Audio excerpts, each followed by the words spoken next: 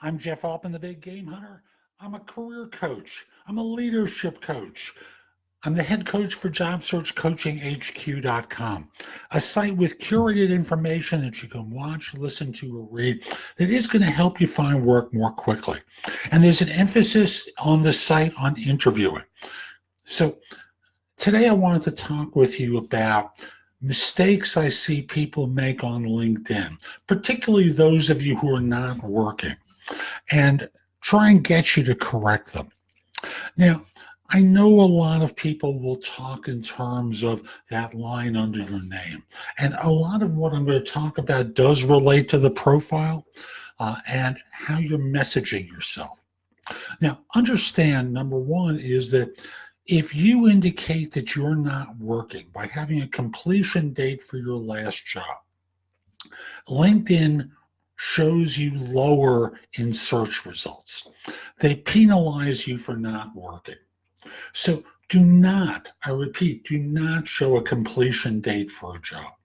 You are better off, instead of putting the month for your dates, you're better off just having the years for each job to avoid the appearance of being out of work. And the ideal thing, of course, is not to show that you've completed working anywhere. Just let it roll as though you're presently there. So that's number one. Number two is you make it hard for people to reach out to you. And the way you do it is by not, I repeat, not including an email address in your summary. Minimally, have an email address there. But I don't want them contacting me if I'm not looking for work. Well, the easiest thing to do then is to have a special email address, like a Gmail account specifically for your job search, that forwards to your real address. This way, recruiters, both corporate and third party, don't have your real address to message you. Now, I think that's dumb because, frankly, people get ahead by being alert to opportunities. Sometimes they're internal to an organization. Most of the time, they're external. And if you cut people off, well, frankly, number one is you're missing out on opportunities. Number two is the truth of the matter is, for a lot of recruiters, they have LinkedIn recruiter accounts who have and they're able to contact you as a result of LinkedIn Recruiter. They're purchasing the entire LinkedIn database. They can email you. So, you don't really need to worry about that. So the second thing, again, is not having an easy way for people to contact you. Number three is if you're out of work, you talk about being in transition, or you say something like, I'm seeking new employment. Now, again, along with that idea of it being a negative to LinkedIn that you're not working, a lot of recruiters want to contact people who are working because their crazy belief system is that if you're actively looking for a job, if you're out of work, you're in some way, shape, or form inferior to those who are in the job. I'm not going to go through this story again. I'll just simply say, trust me, that is a belief system with agency recruiters and corporate recruiters. So don't indicate that you're not working by saying you're in transition, a job seeker, seeking new opportunities, stuff along those lines. There are recruiters who, as part of the LinkedIn recruiter search, will indicate that those are words that they don't want to see in a profile that's returned to them. So that becomes something that you avoid.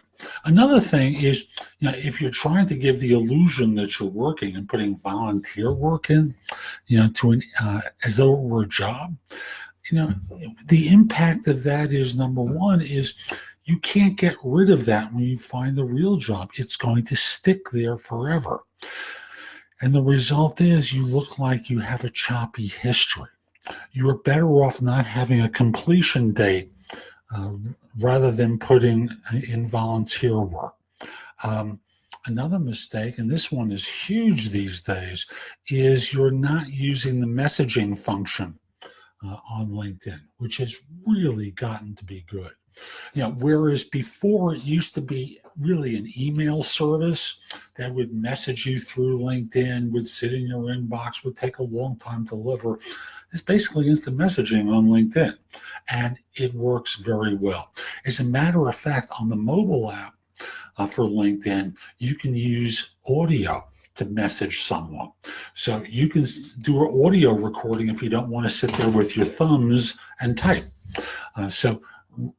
Don't hesitate to use the mobile app. It's really good. Last thing, and I think this is a bonus number here. Let me just say, I'm sorry. One more thing before I hit the bonus.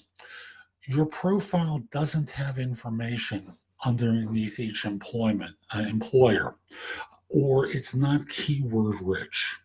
Now, when recruiters are trying to find someone like you when you're looking for a job, how do they do that? Well, they may, but it's unlikely, they may use the primary search being your employer. But if you work for a large firm, there are thousands of people who work for your firm, right? How do they find you? And if you work for a small firm, they're never doing that. But the way they're going to do it is by selecting keywords like they would on a job board to find you. And in doing so, if you don't have any information to describe your work that's keyword rich, you're invisible. So you have to get keywords into your profile, and not just in the summary, although that's helpful, because that is one of the early things that people notice. It has to be congruent in the profile itself. Otherwise, people think it's old information. So build out your profile and include lots of keywords that are relevant and congruent with your resume. And the last thing, which is a bonus, where is it? Oh, yes. You're not using visual content in the profile. You can include video. You can include SlideShare presentations. You can be posting stuff now on LinkedIn. You can upload video. You can upload audio. I believe you can upload audio. I'm not sure about that. Take a look for yourself. You can upload images, certainly, on LinkedIn. Make yourself known. Use the blogging platform to share information. If you're not doing that, the stuff in the LinkedIn profiles very simply are going to not get found as readily. Use LinkedIn to demonstrate that you're an expert at what you do and build your brand, not just simply during this job search, but forever in your career. You will be discovered more readily. You will be found more readily. More opportunities will come to you. So I'm Jeff Altman, the Big Game Hunter. If you'd like me to coach you during this search, reach out to me through LinkedIn at linkedin.com/IN/the Big Game Hunter. Once we're connected, message me. We'll set up a time to speak for a discovery call. And the last thing I want to mention is if you only have a couple of questions, I want you to contact me through one of two services.